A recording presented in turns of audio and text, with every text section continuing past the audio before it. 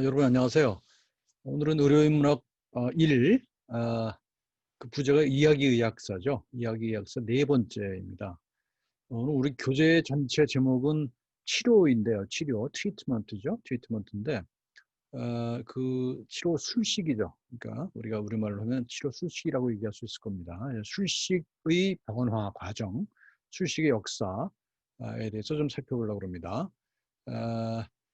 네 번째 시간이고요. 그래서 그 제목을 쭉 살펴보니까요. 이런 정도로 설명할 수 있을 것 같아요. 이렇게 제목을 보면 이렇게 나와 있습니다. 그러니까 인간 능력을 넘어서라는 소제목이 있고, 이거는 이제 뭐냐면 최초의 우리 치료라고 하는 것이 주로 마법적인 것 또는 신의 그 효능, 신의 능력에 의지하는 그런 거였죠. 자연적인 것이 아니라 그랬다는 거잖아요. 그래서 그것을 그 신의 영역에서부터 자연의 영역으로 데리고 온 사람이 이제 히포크라테스라고 했잖아요. 그래서 히포크라테스 서양의학의 아버지로 알려져 있는 것이죠.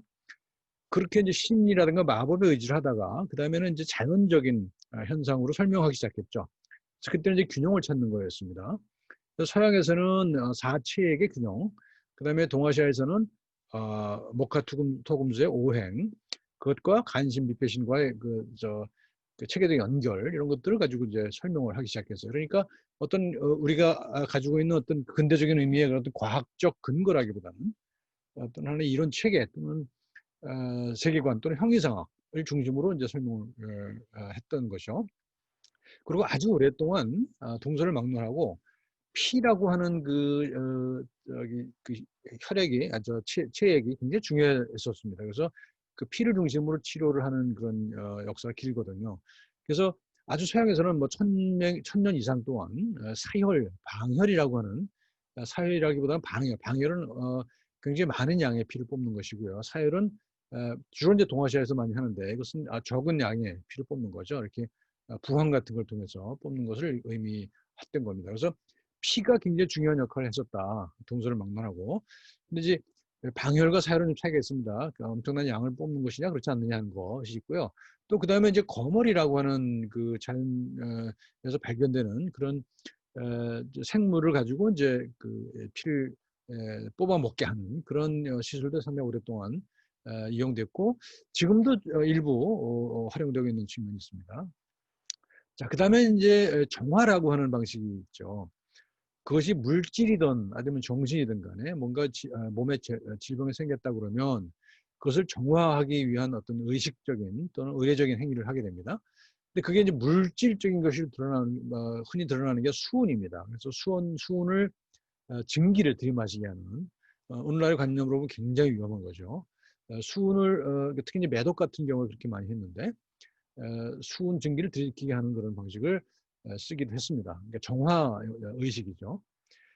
그리고 이제 혼합된 거라고 얘기할 수가 있겠는데 그런 어떤 그 의례적인 것과 그다음에 자연적인 현상들을 섞기 시작하죠. 그게 이제 약전이라고 하는 겁니다. 그러니까 아주 오래전부터 약이라고 하는 거 자연에서 발견되는 여러 가지 뭐 식물, 동물, 광물 이런 것들 통해서 치료제로 활용을 했었던 역사는 굉장히 깊거든요. 그래서 뭐 예를 들면 디오크리데스라는 그런 유명한 그 사람이 약전을 만들기도 했고요. 또 동아시아에서는 신농이라고 하는 사람, 신농본초경이라는 게 아주 유명하잖아요. 그래서 그런 약전을 가지고 이제 치료를 하기도 했습니다. 그래서 이건 경험과 어떤 그 의례가 혼합된 그런 걸 볼 수 있죠. 그 만병통치약을 또 만들어 쓰기도 하고 그랬습니다. 그리고 사람이 죽은 시신을 또 활용해서 치료를 하기도 했다는 거죠.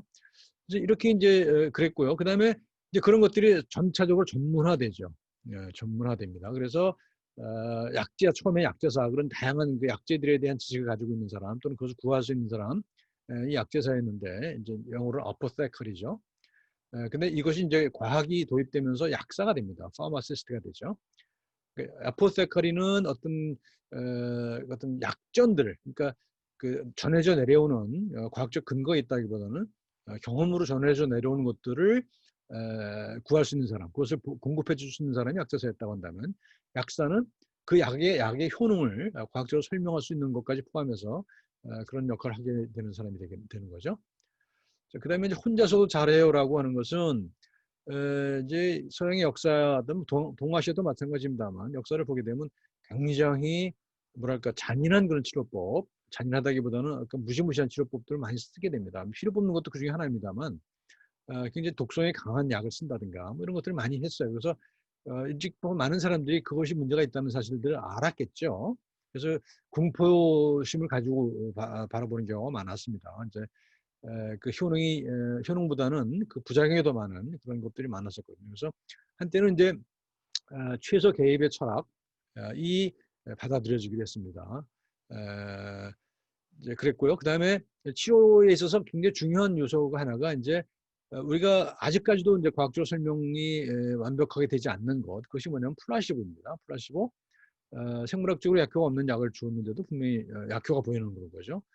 이건 논리적으로 모순이지만 실제로 우리가 일반적으로 많이 활용하기도 하고 또 우리가 알게 모르게 우리 일상에 그 스며들어와 있는 그런 거를 볼 수가 있는 거죠. 그래서 무에서 무로 뭐 이렇게 제목을 이 책에서 다뤘더라고요. 그다음에 또 한 가지는 지금은 이제 역시 이제 과학이 아니라고 치부돼서 비과학으로 치부되고 있는 거긴 합니다만 동종요법, 호미오패스라고 합니다. 호미오패스, 동종요법이라고 하는 것도 아직도 굉장히 많이 활용되고 있죠. 특히 이제 영국 왕실에서 많이 활용한다고 그래요. 그래서 독에는 독으로 뭐 이렇게 하는 관념인데 동종요법도 많이 쓰고 있고 그다음에 이제 19세기쯤 오게 되면 위에서 봤던 그 혼자서도 잘해요. 최소 계획의 철학에서 일부 설명했습니다만 치료 방식이 득보다는 실이 많다고 하는 관념을 가지게 되죠. 그래서 19세기 한때는 이제 치료 허무주의가 유행하기도 했습니다. 이렇게 보게 되면 치료라고 하는 것이 굉장히 그 역사적으로 다양한 방식으로 행해졌고 그것이 실제 효능이 있는지 없는지에 대한 검증은 사실은 그렇게 많이 되지 않았다고 하는 겁니다. 그리고 최근 들어서 그걸 과학이라고 하는 방식을 통해서 또는 통계적인 방법을 통해서 그 효능을 검증하는 그런 그 방식이 도입되긴 했습니다만 그럼에도 불구하고 아직까지도 명확하게 그 과학적 설명, 그 메커니즘과 그 효능을 1대1로 대입하는 그런 치료법은 그렇게 많지 않다 하는 것이 이제 오늘 이야기의 주 내용입니다. 그래서 오늘 전체 이야기는 그렇게 그 일단 전체 이야기를 쭉 설명을 해드렸고요. 그러고 나서 이제 찬찬히 하나씩 보도록 하겠습니다. 우리가 질병을 치료하는 그런 그 섹터라고 그러죠. 그런 방식은 크게 세 가지로 나눌 수 있다고 합니다. 하나는 제일 우리가 뭐 너무 잘 알고 있는 것은 프로페셔널 섹터죠. 그러니까 전문가 영역이라고 생각하죠. 전문가가 질병을 거의 다 대부분 관리를 하잖아 지금 이제. 그래서 우리는 이것이 거의 다라고 생각하는 경향이 있어요. 하지만 그 실제로 자세히 들여다보게 되면 이 전문가가 관여하지 않는 그런 일반인이 스스로 알아서 하는 그런 영역이 굉장히 많습니다. 뭐 예를 들어서 감기가 들리면 뭐 열을 내라 뭐 그저 땀을 푹 내라라든가 또는 무슨 뭐를 먹어라라든가 뭐 비타민 C를 먹어라라든가 이것은 병원에 가지 않고 스스로 또는 주변 사람들의 권유로 행하는 경우가 많다는 거죠. 그래서 그 양으로 보게 되면 이 프로페셔널 섹터보다는 레이 섹터가 훨씬 더 크다. 대부분은 우리가 이렇게 해결한다는 겁니다. 그리고 이제 그것을 해결 안 될 때는 주로 이제 전문가를 찾게 된다는 거죠. 그래서 레이 섹터와 프로페셔널 섹터가 있고요. 그리고 또 한 가지는 지금 우리가 주류라고 알려져 있는 이 프로페셔널과 그 반대 영역에 있는 이 영역에서 좀 전문적인 영역을 포함하고 있긴 합니다만 이것과 대안적인 그런 얼터너티브 섹터, 대안의학 또는 대체의학이라고 얘기하고 하죠. 이런 영역이 또한 동시에 있다는 것이죠. 그래서 이 세 개의 영역이 서로 겹친다 하는 얘기입니다. 우리는 주로 프로페셔널 섹터만을 관심을 가지고 있습니다만 경험적 측면에서 보게 되면 이 레이 섹터가 굉장히 더 크다. 그 다음에 얼터너티브 섹터, 대안적인 영역도 굉장히 넓다라고 하는 것을 알 수가 있습니다. 이 세 가지를 각각 비교해 보면 이렇습니다. 이제 프로페셔널은 이제 오소독스죠. 정통의학입니다. 지금 우리가 하고 있는 의학이죠. 그다음에 얼터너티브는 대안적인 거예요. 뭐 서양의학을 하는 사람들은 한의학을 얼터너티브라고 얘기할 수도 있을 거고 또는 한의학에서 뭐 다른 생각을 가진 사람도 있겠습니다. 어쨌든 간에 대체적으로 보게 되면 이것을 서양의학과 한의학을 프로페셔널과 얼터너티브라고 보기도 해요. 근데 그것은 물론 논란의 여지가 있습니다. 그렇지만 그 전문가 영역에 속하지 않는 일반 영역이 있다는 겁니다. 레이 섹터가 있다는 거예요. 그래서 요 부분은 이제 서양의학과 한의학의 문제는 나중에 또 논란거리를 남겨두도록 합시다. 하지만 이제 한의학, 우리나라 같은 경우 이게 한의학이 됩니다만 서양에서는 다른 여러 가지 많은 영역이 있어요. 아까 잠깐 언급했던 동종요법 또는 무슨 오스테오패스, 그다음에 카이로프랙틱, 뭐 이런 것들이 이제 포함될 수가 있겠습니다. 그래서 여기 정통, 비정통, 그다음에 레이섹트에서는 대중적인 것 이렇게 될 수가 있습니다. 그래서 그 내용을 보게 되면 정통 전문가 영역에서 바이오메디칼이죠. 그 생물의학적인 그런 것이 된다면은 얼터너티브에서는 컴플리멘터리 보완적이거나 대안적인 그런 것이고, 레이섹트에서는 인포멀한 거, 그러니까 그 형식적이지 않은 것, 그냥 그 것이고요. 그다음에 서양적인 것, 그다음에 뭐 민속적인 것, 이렇게 구분할 수 있을 것 같습니다. 자, 여러 번 설명해 드렸습니다만 이 무라고 의라고 하는 그 글자는 이 무라고 하는 글자에서 유래했다고 말씀드렸잖아요. 그래서 이 무는 하늘과 땅을 이어주는 사람이죠. 그래서 무당이 이제 의사의 선배라고 얘기를 드렸고요. 그다음에 이것이 위에 여기서 보는 그 화살과 창을 맞아서 저기 다친 사람을 형상이잖아요. 거기에 밑에 무당이 들어가 있어요. 무가 들어가 있어요. 이런 글자에서 다시 이 무당 대신 이게 술류, 약을 대표하는 거죠. 술 또는 닭을 이제 표현을 하기도 하는데 약의 대표죠. 그래서 약으로 이제 넘어오는, 그러니까 점차적으로 초자연적인 현상에서부터 중간 단계를 거쳐서 자연적인 그 현상으로서의 그 질병 또는 그 치료 이런 것이 이제 이행돼 왔다는 사실들을 알게 되죠. 뭐 아주 옛날부터 그 그리스에서도 이렇게 이런 그 부조를 보게 되면 질병 치료에 계시를 내리죠. 신이, 토트 신이라고 하는 신이 질병 치료에 계시를 내리는 그런 걸 보여주고 있습니다. 지금도 우리 그 주변에서 많이 보시죠. 이런 부적들이 주로 이제 질병 치료 관련된 부적이라고 볼 수 있죠. 그래서 귀신을 귀자가 들어가 있잖아요. 귀신을 쫓아내는 것, 그런 부적을 붙여서 여전히 우리는 첨단 과학의 세계에 살고 있습니다만 여전히 초자연적인 현상으로 일부 질병 현상을 설명하고 있다라고 볼 수 있는 거죠. 그다음에 이제 중세 유럽에 보게 되면 그 기독교 세상 아닙니까? 거기는 엄청나게 많은 성인들이 있죠. 세인트들이 있죠. 세인트들이 있습니다. 그래서 우리 질병 중에서도 무슨 뭐 각종 그 특별한 질병을 수호하는 수호성인들이 있죠. 근데 그중에서 이제 아폴로니아라고 하는 수호성이 있는데 이 수호성인은 기독교를 신봉했다는 이유로 그 형벌로 산채로 이를 잡아 뽑히는 그런 형벌을 받죠. 그리고 죽은 사람 그래서 나중에 성인이 된 사람이거든요. 그래서 이제 후세는 그 이야기를 가지고 이 사람이 이제 치통의 수호성인으로 알려져 있죠. 그래서 아폴로니아가 치통의 수호성인으로 알려지고 있습니다. 그다음에 이제 고대 이제 바빌로니아 같은 데 가게 되면 이런 그 점토판이 있어요. 점토로 어떤 모양을 만들었죠. 이게 뭐냐면 양의 간 모양입니다. 양의 간 모양을 만들어서, 그리고 자세히 보게 되면 이렇게 구획을 지어놨어요. 그렇죠? 구획을 지어놨어요. 그래서 구획을 지어놔서 이 각 구획별로 점을 찍어놨단 말이죠. 이건 뭐냐 하면 이제 예를 들어서 신에게 제사를 지내려고 희생물을 잡잖아요. 양을 잡았어요. 그다음에 양의 배를 갈라서 간을 꺼내죠. 그래서 간을 꺼내서 간의 모양을 보고 그 미래를 점친다고 하는 그런 거죠. 이제 그런 것들이 유행했고, 그것이 이제 어떤 그 자연재해에 관련된 것뿐만 아니라 질병에 관련된 것도 점을 치고 예언을 하는 그런 용도로 이런 활용되었고, 그것이 이제 거의 지식으로 굳어지는 거죠. 이렇게 점토판을 만들었다고 하는 얘기는 그걸 이제 어떤 근거가 있는지 몰라도 그걸 이제 하나의 고정된 지식으로 만들어서 후세에게 전하는 그런 역할을 했다는 겁니다. 말씀드렸듯이 중세 유럽, 특히 근대 초기까지도 그 서양 사람들은 그 서양 의학은 우리 몸을 구성하는 네 가지 체액을 가지고 질병 현상을 설명했죠. 그래서 그중 가장 대표적인 게 이렇게 오른쪽처럼 정맥을 절개해서 피를 뽑는 그런 것이 이제 아주 대부분의 그 치료법을 이루고 있었다는 겁니다. 이게 보시게 되면 이렇게 정맥을 따잖아요. 정맥 따서 피가 컬컬컬컬 나오죠. 그래서 이렇게 받아내요. 그래서 엄청나게 많은 양을 받아내는 그 방혈입니다. 사혈이라기보다 방혈인 그런 치료법도 많이 활용됐다는 사실들을 알 수가 있죠. 왼쪽 거는 서양 것이고 오른쪽 거는 동양의 모습입니다만 인체를 이렇게 설명하는 방식이 아주 다양했다는 것을 알 수가 있죠. 왼쪽 거는 보게 되면 인체 부위에 굉장히 여러 가지 많은 글자들이 쓰여 있죠. 그래서 그것을 주로 아마 하늘의 현상, 천체 현상과 관련지어서 설명했던 걸로 되어 있습니다. 저 내용이 구체적으로 어떤 글자인지 모르겠습니다만 천체 현상과 관련지어서 우리 질병 현상을 설명하고자 했던 겁니다.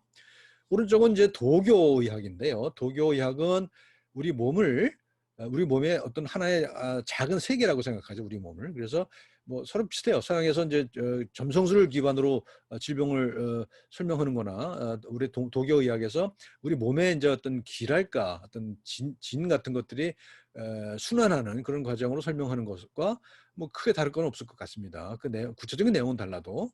그래서 그것이 이제 우리가 질병을 설명하는 방법이었고요. 이 왼쪽 거는 이제 세종 조선 초기죠. 조선 초기에 나왔던 의방유치라고 하는 책에 나오는 그림인데요. 보시게 되면 간신비표신 5장을 이렇게 어떤 귀신과 함께 그립니다. 그래서 이것은 다섯 개의 장기 안에 이런 귀신들이 산다고 생각했다는 거죠. 오른쪽 거는 이제 서양에서 나오는 건데요. 이것도 역시 마찬가지로 우리 장기들의 모양을 보이는 그대로의 것이라기보다는 어떤 그 개념 속에서 이해하고자 하는, 예를 들면 뭐 위장은 동그랗게 생겼다든지 뭐 이런 식이에요. 그러니까 생긴 모양을 가지고 어떤 뭔가 다른 것과 유비적으로 생각했던 그런 시절이 있었던 것이죠. 그래서 질병을 설명하는 방식이었고요.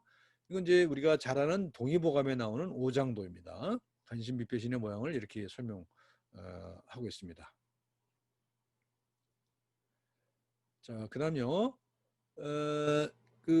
아까 앞에 설명했던 것처럼 이거는 수은이에요. 수은 증기를 통해서 사람을 이런 곳에 집어넣고 거기다 수은을 넣고 불을 떼서 수은 증기를 만들어서 수은 증기를 흡입하게 하는 그런 겁니다. 그래서 그런 방식이 유행했었고요. 굉장히 위험한 방식이죠. 지금으로 생각해 보면. 그다음에 오른쪽은 이제 신체 부위와 관련된 어떤 뭐 정확히 뭔지 모르겠습니다. 어쨌든 어떤 초자연적인 현상과 설명하는, 또는 자연적인 현상, 또는 천체 현상과 설명하려는 그런 의도를 보여주고 있는 그림이라고 볼 수가 있습니다.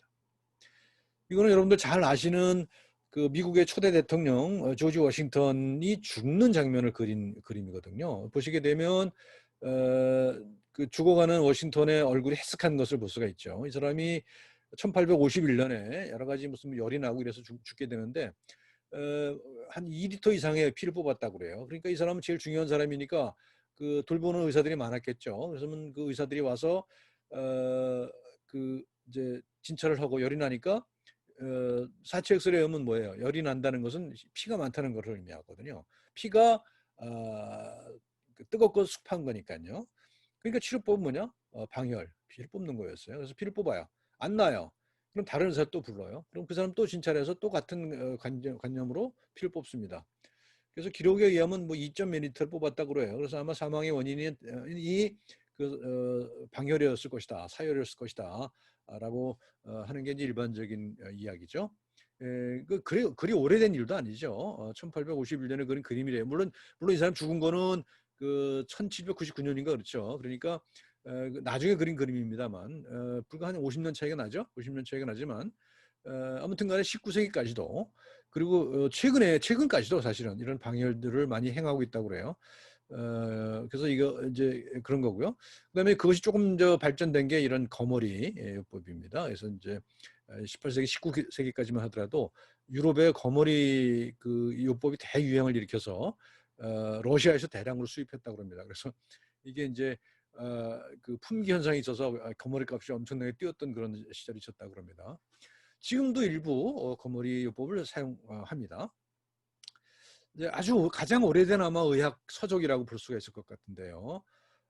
수스루타 삼히타, 이제 인도에서 발견된 그런 기록입니다. 그래서 여기서 뭐 다양한 기록들이 나오고 있는데 뭐 그렇습니다. 자, 그다음에 이제 아까 말씀드렸던 것처럼 신농이라는 사람, 뭐 자기가 365가지의 약초를 자기가 직접 맛을 보고 먹어봤다는 거잖아요. 그러고서 기록을 남겼다고들 그래요. 그건 뭐 뒤에 만들어낸 이야기일 수도 있겠습니다만, 어쨌든 그래서 신농본초경이라고 하는 책이 그 한의학에 있어서 굉장히 중요한 예, 의서 중에 하나입니다. 그러니까 약전이죠, 일종의 약전. 서양에서 아까 디오스코리데스가 나왔잖아요, 서양에서. 그럼 동아시아에서는 이제 신농이죠, 거기 대비되는 그런 인물입니다. 그다음에 이제 수메리아에서 발견된 그런 점토판에 쓰여진 저거 뭐죠? 소위 말하는 쐐기 글자잖아요. 쐐기 글자. 여기 쐐기 글자에도 질병과 관련된 그런 기록들이 많이 나온다는 겁니다. 마찬가지죠. 이거는 이제 이집트에서 발견된 파피루스죠. 파피루스. 아까는 이제 점토판입니다만 이거는 파피루스입니다. 일종의 종이죠. 종이에 기록되어 있는 건데 여러 가지가 기록되어 있지만 그 중에서 이제 에디온 스미스 파피루스라는 데는 그 의학적인 내용들이 많이 나온다고 그러죠. 자, 이런 유골들이 많이 발견된다고 합니다. 근데 이 연대를 측정해 보면은 선사시대인 경우가 많다는 거예요. 그러니까 역사가 기록되기도 전부터 선사시대에 벌써 저런 머리에다 구멍을 뚫는 그런 그 수술을 했다는 얘기잖아요. 근데 이제 우리가 그 상식적으로 생각해 보면 그 당시에는 의술도 발달되지 않았을 거고 소두법도 없었기 때문에 저런 심한 수술을 받은 다음에 사람이 살아남았겠는가 하는 그 의문을 가질 수가 있겠죠. 그런데 이 두개골 자체에 증거가 있습니다. 보면은 구멍을 뚫었죠. 근데 구멍을 뚫었는데 그 뚫은 구멍 뭔가를 뼈를 갈았을 거란 말입니다. 뼈를 갈았는데 만약에 이 사람이 수술 받고 바로 죽었다 그러면 뼈를 갈아낸 그 흔적이 그대로 남아 있어야 되거든요. 근데 매끈하단 말이에요, 저기서는. 그건 뭘 의미하냐? 이 사람은 수술 받고서도 상당히 오랫동안 생존했을 것이다라는 얘기를 하는 거죠. 그러니까 우리가 이제 그 선사 시대의 의술을 너무 얕잡아봐서는 안 되겠다는 얘기를 할 수 있는 거죠. 구체적으로는 뭐 잘 몰라요, 우리가 이런 증거로부터 추론을 해보면 그렇다는 겁니다. 그래서 오히려 이제 현대의 의 병원에서 하는 이제 개두 수술이죠. 그러니까 개두 수술보다도 오히려 저 생존율이 높았다라고 주장하는 사람도 있어요. 그 믿을 만한 얘기인지 어떤지 모르겠습니다만 아무튼 그렇습니다. 그리고 아주 오래전부터 이제 동서를 막론하고 이 버드나무 껍질이 약효가 있다는 사실들을 알았어요. 그래서 이것이 열을 낮추고 통증을 줄인다는 사실들을 경험적으로 알고 있었단 말이죠. 그래서 아주 오랫동안 활용되어 있던 겁니다. 그것이 이제 아스피린이라고 하는 약으로 이제 대량 생산되죠. 이게 1899년이에요. 바이엘이라고 하는 회사가 이제 이 약을 만들어서 대량 생산해서 엄청난 히트를 치죠. 지금까지도 아스피린은 아마 가장 많이 팔리는 약 중에 하나일 겁니다. 그래서 그런 약이 됐고요. 그다음에 이제 뭡니까 말라리아죠. 말라리아 같은 경우에도 말라리아가 아주 전 세계적으로 굉장히 많은 사람들 괴를 푸고 죽이잖아요. 일찍이 키니네라고 하는 식물을 말라리아 치료에 활용할 수 있다는 사실들을 알게 됐죠. 그래서 그것이 이제 나중에 약으로 개발되는 그런 현상이 있었고, 특히 이제 제국지 팽창 시기에는 이 약을 두고서 이 약을 확보하려고 열강들끼리 아주 치열한 경쟁을 벌이죠. 왜냐하면 자기들이 이제 열대 지방에 정복을 하러 갔을 때 많은 병사들이 이 말라리아로 죽는 거를 이제 경험을 했거든요. 그래서 이 약을 확보를 해야 그다음에 쳐들어가는 그런 것이었다고 합니다. 그다음에 동서를 막론하고 식물이 생긴 모양을 가지고 그 약효를 추정하는 경우가 많죠. 우리 동아시아에서는 이제 인삼이죠. 인삼인데 이게 사람과 비슷하게 생겼잖아요. 그래서 그런 것과 관련돼서 약효를 추정하는 경우도 있습니다. 물론 그거 말고 그런 모양 말고 실제로 인삼은 여러 가지 많은 약효를 가지고 있는 게 사실이죠. 그렇지만 어쨌든 간에 그런 모양, 생긴 모습과 관련해서 우리가 추론을 했던 그런 역사를 가지고 있습니다. 특히 이제 호두 같은 경우는 사람의 뇌와 비슷하게 생겼잖아요. 그래서 뇌에 생긴 질병에 호두를 활용했던 그런 기억이 있습니다. 물론 약효는 과학적인 의미로 별로 있을 것 같지 않죠. 오른쪽에 보면 맨드레이크라고 하는 식물인데 이것도 아주 오랫동안 약효가 있는 걸로 알려져 있습니다. 왜냐하면 뿌리가 사람처럼 생겼다는 겁니다. 그래서 기록에 보게 되면 식물을 뽑을 때 사람이 우는 소리가 난다던가 이런 얘기까지도 있을 정도니까요. 그래서 이거는 우리가 지금 생각하고 있는 어떤 화학적인 그 효과라기보다는 유비를 통해서 우리가 그 약효를 추정하는 그런 역사가 오래 있었다는 겁니다. 말하자면 양귀비죠. 우리 저기 그 황산공원에 가면 그 아주 많이 피어 있습니다. 아주 이쁘죠. 이쁜 꽃이죠. 양귀비도 물론 이제 마약의 성분이긴 합니다만 일찍부터 알려져 있던 그런 약효를 가진 식물들로 알려져 있었습니다. 그 다음에 이제 소위 말하는 만병통치약이라고 하는 것이 있는데, 이거는 이제 특징이 뭐냐면 굉장히 여러 가지 종류의 약재를 섞어요. 그러니까 어떤 것이 효과가 있는지 모르게 된다는 게 또 하나의 특징일 수가 있겠죠. 그래서 2000년 동안 사용된 이런 미트리다테스라의 만병통치약이라고 하는 약이 있습니다. 이게 테리아카라고 알려져 있는데 이런 만병통치약이 2000년 이상 사용됐다는 거예요. 근데 그거에 경험적으로 효과가 없다고 사람들이 느꼈을 법도 한데 2000년 동안 지속됐다고 하는 얘기는 뭐예요? 어떤 나름대로 신념이 있었기 때문이 아니겠습니까? 그렇다고 볼 수가 있습니다. 그리고 또 한때는 사람들이 이 사람의 죽은 시신으로부터 채취된 그런 것들이 약효가 있다고 생각하는 경향이 많이 있었다는 겁니다. 그 해골, 사람이 죽은 해골에서 자란 이끼, 그게 약효가 있다고 생각하기도 했고, 또 이집트에서 많이 발견된 그런 미라의 특정 부분이 이제 약효가 있다고 하는 생각을 하기도 했고요. 또 유럽에서는 이렇게 사람이 공개 처형을 당하잖아요. 처형을 당하면 그 주위로 그 시신으로부터 뭔가를 채취하려는 많은 사람들이 몰려들었다고 그래요. 그래서 사람의 죽은 시신에도 굉장히 많은 여러 가지 뭐가 있었다고 생각했다는 거고요. 자, 근데 정리를 해보면 이렇습니다.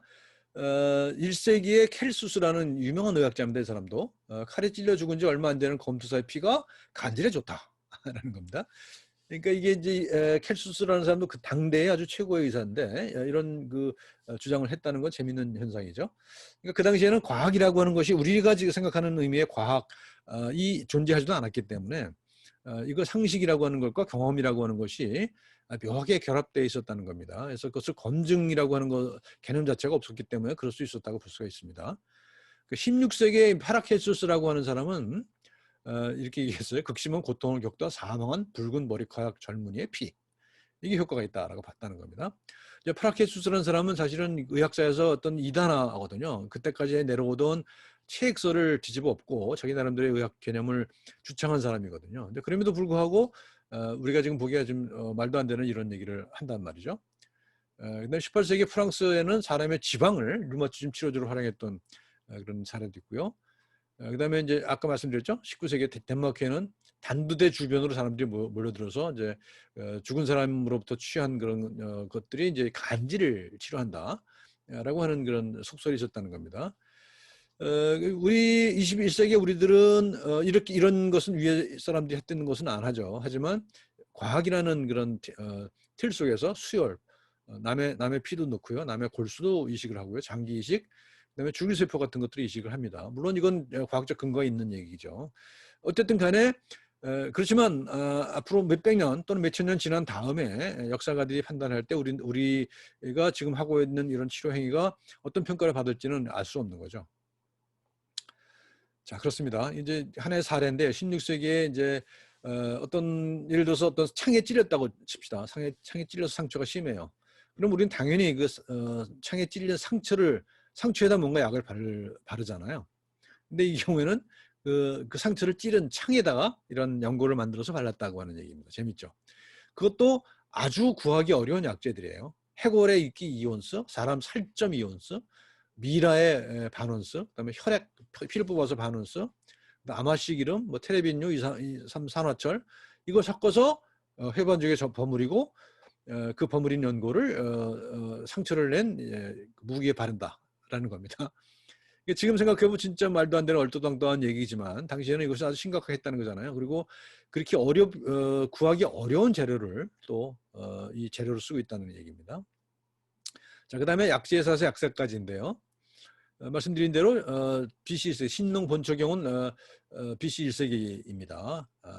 이제 그 중국에 있었던 것이고요. 그 다음에 한 200년 후에 그리스의 의사 디오스코리데스가 데마테리아 메디카, 그러니까 약전이죠. 약전이라고 하는 것을 출간합니다. 둘 다 이제 어떤 그 대규모의 약전입니다. 그리고 이제 8세기에는 바그다드의 세계 최초의 약국이 개설된다는 거죠. 그다음에 이제 그 아시다시피 이제 중세 그 서유럽의 이제 암흑 시대를 겪을 때 이 그리스 로마의 모든 지식과 기술들이 어디가 있었어요? 아랍 세계가 있었잖아요. 그래서 아랍에서 화학이 발달하고 수학이 발달하잖아요. 그래서 아랍에서 아랍에 들어갑니다. 아랍에 들어가서 이런 이 약재들이 화학과 결합을 해서 성분을 추출하기 시작한다는 거예요. 오늘 같은 그런 과학적 근거를 가지는 건 아니지만 어쨌든 그런 어떤 그 얼토당토한 그런 근거에서부터 조금씩 과학적 근거를 가지기 시작하는 거죠. 그것이 아랍에서 그렇게 됐다는 거예요. 10세기, 11세기에요. 그리고 12세기엔 유럽의 약국이 등장하죠. 말씀드린 대로 약재상인들이 약재상, 아포테카리, 약재상들이 이제 하나의 직업으로 등극합니다. 그다음에 우리가 잘 아는 이제 페니실린, 플레밍이 이제 소위 말하는 푸른 골팡이에서 발견한 그런 페니실린이 이제 근대적인 어떤 약의 거의 효시라고 얘기할 수가 있겠죠. 그리고 이제 그 중간에 그 설포나마이드가 발견됐죠. 물론 이 이전에 소독제들은 그 9세기 중반부터 있었어요. 소독제. 그러니까 사람 몸에 쓰는 게 아니라 이제 그 소독을 한 소독제 그런 건 있었고요. 있었지만 그렇고요. 그래서 어쨌든 간에 20세기 중반 이후에 이제 그 항생제들이 굉장히 많이 발달하기 시작하죠. 그런데 이제 여기엔 또 어두운 면이 있죠. 항생제를 남용하다 보니까 또 소위 말하는 MRSA 그러니까 항생제 내성균들이 발견하기 시작하죠. 항생제 내성균들이 발견해서 지금은 이제 소위 말하는 흔히 군비 경쟁이라고 얘기하죠. 세균과 사람과의 경쟁이 아직도 지속되고 있다고 생각합니다. 얘기할 수가 있습니다. 그리고 하나 재미있는 이제 중요한 사건은 이제 우리가 박테리아가 우리에게 병을 일으키는 거로 주로 알려져 있었습니다만, 이제 지금은 그 박테리아를 이용해서 많은 약재를 또 만들어낸단 말이죠. 아까 말씀드렸던 아까 저기 곰팡이 같은 거, 곰팡이는 박테리아가 아닙니다만 곰팡이로부터 이제 항생제가 나왔었잖아요. 그다음에 이제 1977년도에 이르면 박테리아를 이용해서 인슐린을 생산해. 그러니까 말하자면 모노클로널 안티바디라는 거죠. 단클론 항체라는 걸 박테리아에 그런 유전자를 주입해서 박테리아가 그런 약을 만들도록 하는 거죠. 그러니까 박테리아가 우리 몸을 공격하기만 했다고 한다면 이제는 박테리아를 이용해서 박테리아가 우리가 원하는 약을 만들도록 하는 그런 상태까지 왔다라고 하는 얘기입니다. 또 한 가지 동종요법, 아까 말씀드렸습니다만 호메오패스라고 하는 것이 굉장히 한때 유행했고 지금도 유행하고 있습니다. 저기 서부 유럽에서는요 지금도 많이 대학이 있을 정도의 호메오패스 동종요법 대학이 있을 정도로 병원도 따로 있고 그럴 정도로 이게 우리가 잘 이해가 안 되는데 이런 비과학적인 그런 우리가 보기에 비과학적이라고 느껴지는 것들이 서양에서도 굉장히 많이 인기를 얻고 있다는 사실도 재미있는 거죠. 근데 이것은 이제 1790년 세뮤얼 하네만이라고 하는 사람이 이제 주창을 한 겁니다. 이건 뭐냐? 독성 물질에 의한 치료를 환멸을 느꼈어요. 그러니까 말씀드렸죠. 막 상처를 째고 거다 뭐 독성이 있는 약을 주고 하는 것들에 대해서 환멸을 느꼈다는 거예요. 그래서 환자 전체 이력에 관심을 가지게 됐다. 아마도 이것이 지금도 인기를 얻는 이유는 바로 이걸 겁니다. 그러니까 이 동정요법이 특별히 뭐 치료 효과가 과학적 근거가 있어서라기보다는 이 전인적인 그런 치료를 하기 때문에 사람들이 인기가 있는 것 아닌가 그런 생각을 해요. 주로 근데 대부분의 얼터너티브 메디신이 되게 그런 겁니다만 그렇습니다. 그래서 이거는 뭐라고 얘기를 하냐면 그 어떤 약을 그러니까 어떤 질병을 일으키는 물질이 있다고 쳐요. 예를 들면 콜레라를 일으키는 게 콜레라 균이라고 칩니다. 칩시다. 그러면 이걸 콜레라 균이 들어있는 물을 갖다가 희석을 시킵니다. 무한 희석을 시켜요. 그래서 그 화학적으로는 그 분자조차도 남아있지 않은 상태로 희석을 시켜서 그걸 섭취하는 거예요. 그러니까 어떻게 보면 우리가 이제 면역요법과 비슷한 그런 개념이라고 할 수도 있죠. 그래서 이 사람들 뭐라고 그러냐면 물이 기억을 하고 있다라고 얘기해요. 물이 그 물질을 기억하고 있다. 그래서 그것이 그 물의 기억이 우리 몸에 들어와서 질병을 치료한다는 겁니다. 그게 동정요법이고 과학적 근거는 다릅니다만 우리가 지금 활용하는 면역요법과 좀 유사한 측면이 있다. 개념적으로는 그런 겁니다. 그래서 무한적으로 희석해서 물의 기억을 우리가 섭취한다는 겁니다. 그다음에 이제 구체적으로는 이제 19세기 중반에 콜레라가 이제 유럽에 대유행을 하잖아요. 특히 런던 같은 경우에 엄청나게 많은 사람 죽었는데 그때 일반 병원보다 이 동종요법 병원의 그 사망률이 낮았다, 생존율이 높았다, 그런 통계가 있답니다. 뭐 믿거나 말거나. 아마 그런 것들이 있었기 때문에 사람들이, 특히 영국 사람들이 동종요법에 대해서 호감을 가지는 것 아닌가. 특히 영국 왕실, 지금 찰스 황태자가 굉장한 그 추종자랍니다. 아프면은 일반 병원 안 가고 동종요법 병원에 간다고 그래요. 동종요법 진단의 예시인데요. 이렇게 여러 가지 다양한 그 요인들에 우리가 말하는 화학적 효과 또는 메커니즘 이런 것이 아니라 이런 뭐 찌르는 듯한 통증이다. 그러면 이게 찌른다고 하는 그런 거에 착안해서 어떤 생각을 해내는 거죠. 그러니까 우리가 보면 뭐 상당히 비과학적인 것이라고 할 수도 있겠습니다만 이런 것들이 아직도 활용되고 있다고 하는 사실들을 주목해 볼 필요가 있습니다. 그 호메오패스가 동종요법에 나타나게 된 그런 계기들을 보게 되면 이런 거예요. 그림을 보시게 되면 굉장히 뭐랄까요, 마취도 없는 당시에 사지절단 수술 저렇게 그냥 붙잡고서 자르잖아요. 이런 것들을 보고서 아주 혐오감이 들었을 거예요. 그래서 이런 것들을 하지 않는 그런 치료법들에 대한 생각들을 이제 19세기에 많이 하게 된 거고, 그것이 결국은 이제 우리가 소위 말하는 얼터너티브 메디신이라고 하는 걸로 정착이 된 거라고 볼 수가 있을 것 같습니다.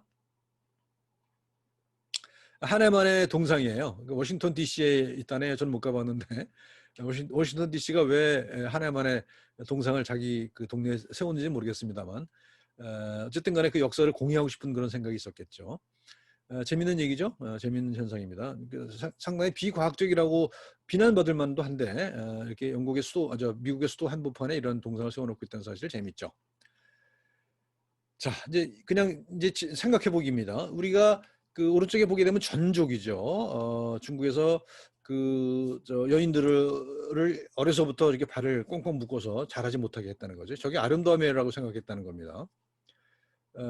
그래서 그 전적이 유행했고 뭐 최근까지도 저런 전적을 한 여인들이 꽤 있었다고 해요. 그리고 저는 아마도 어렸을 때 저런 전적을 한 중국 여인을 본 적이 있어요. 근데 이제 생각해 보면요, 왼쪽 거는 우리가 치아 교정을 하고 있는 장면이잖아요. 치아 교정도 사실은 신체에 어떤 압박을 가해서 신체 구조의 변형을 초래하는 거잖아요. 또 오른쪽도 발의 그런 변형을 초래하는 거란 말입니다. 그럼 이 두 간의 차이는 뭘까 생각해 볼 필요가 있을 것 같습니다. 하나는 과학이고 하나는 비과학일까요? 생각을 해보자는 겁니다. 이 둘 간의 차이가 뭔지를 한번 여러분 깊이 생각해 보면 오늘날 우리가 하고 있는 치료 행위의 성격을 좀 다시 달리 보실 수 있을지도 몰라요. 이건 여러분들에게 과제를 남기겠습니다. 이 둘 간의 차이가 뭡니까? 과제를 남기고요. 그 다음으로 넘어가면 이제 플라시보입니다. 플라시보인데 플라시보에 대해서는 이 책을 참조하시면 좋아요. 환자의 마음이라는 책이 있습니다. 재미있는 책이니까 꼭 좀 보시면 좋을 것 같아요. 우리말로 번역이 됐고요. 파브리치오 베네디티라고 하는 이태리 사람 의사입니다. 의사인데 아마도 이 플라시보에 대한 과학적 연구를 최초로 한 사람이라고 볼 수가 있을 것 같아요. 근데 지금까지는 플라시보는 설명이 안 됐거든요. 과학으로 설명이 안 됐지만 지금은 이제 이 사람들의 연구를 통해서 상당히 설명이 가능한 그런 때까지 와 있거든요. 그래서 플라시보는 아주 오랜 동안 우리가 쓰는 약의 대부분이 플라시보였다라고 하는 얘기를 할 수도 있을 것 같아요. 그거는 뭐냐 하면 어떤 잠깐만 설명하면 어떤 주술적인 것도 포함되어 있습니다. 그러니까 우리가 의자가 무자에서 왔다고 그랬잖아요. 그런 주술적인 것도 포함되어 있고 그것이 아주 오랜 동안 우리 경험 속에 이제 각인이 되어 있는 거죠. 그래서 누군가가 나를 도와주러 왔을 때 질병에 의한 고통이 줄어들었던 경험을 했을 거랍니다. 오랫동안. 그것이 마치 조건반사처럼 우리 몸에 새겨졌다고 얘기할 수 있을 것 같아요. 그리고 이 책은 그런 메커니즘을 하나씩 조금씩 밝혀내고 있는 거라고 볼 수가 있습니다. 그러니까 환자의 마음이라고 하는 것, 환자의 또는 뇌라고 하는 것, 그것이 플라시보를 일으키는 생물학적 근거라고 하는 겁니다. 그래서 근대의학에 의하면 이거는 있을 수 없는 거죠. 논리에 따르면. 그렇지만 엄연히 현실적으로 존재하는 것이기 때문에 그걸 설명을 해야 되는데 여태까지는 그 어떤 과학적 메커니즘이라고 하는 것에 사로잡혀 있었기 때문에 그 설명을 못했지만 지금은 조금씩 그 환자의 뇌를 통해서 설명할 수 있게 됐다라는 겁니다. 자, 토론거리 세 가지입니다. 말씀드린 대로 치아 교정과 전족의 공통점과 차이점은 무엇인가라고 하는 것. 그다음에 두 번째는 지금의 기준으로 터무니없는 치료법이 그렇게 오랫동안 사라지지 않은 이유는 뭘지 생각해 보라는 겁니다. 이제 여러분들 과제입니다. 세 번째, 플라시보가 작동하는 과학적 원리가 무엇일지 찾아보고 토론하세요. 이건 좀 어려운 얘기긴 한데 한번 찾아보세요. 과학적 근거를 찾아보시고 그리고 토론해 보시면은 아주 재미있는 그 토론이 될 것 같습니다.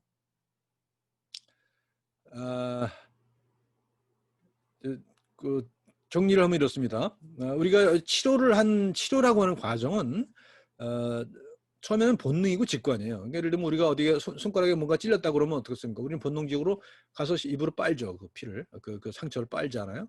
근데 그게 우리 그 본능에 새겨져 있는 거예요. 직관적으로 그렇게 합니다.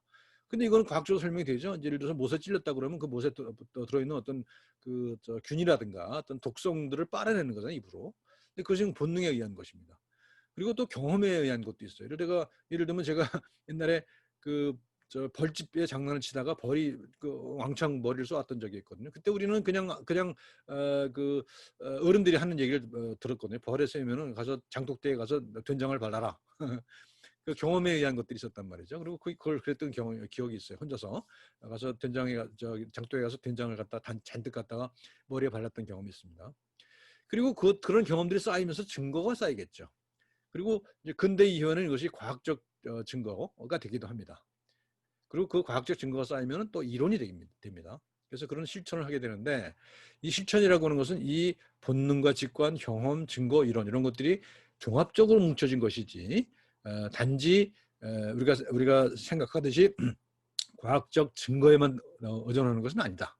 라고 하는 얘기를 하는 겁니다. 그래서 21세기의 새로운 추세는 이런 겁니다.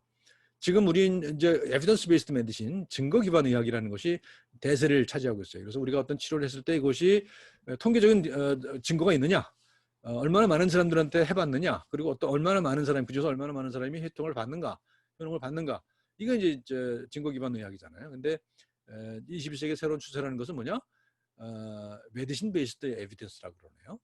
그러니까 의학에 기반한 증거. 그러니까 좀 뒤집은 거예요. 아주 쉽게 설명하기 어려워요. 왜냐하면 논리적으로 설명이 안 되기 때문에. 그러니까 여기서 메디신이라고 하는 것은 어떤 치료 행위이겠죠. 치료 행위를 통해서 또는 경험을 통해서 축적된 근거. 이제 지금까지 생각은 경험에서 증거가 나온다고 생각했잖아요. 그 이론에서 메커니즘이 설명할 수 있으면 그것이 과학이라고 생각했잖아요.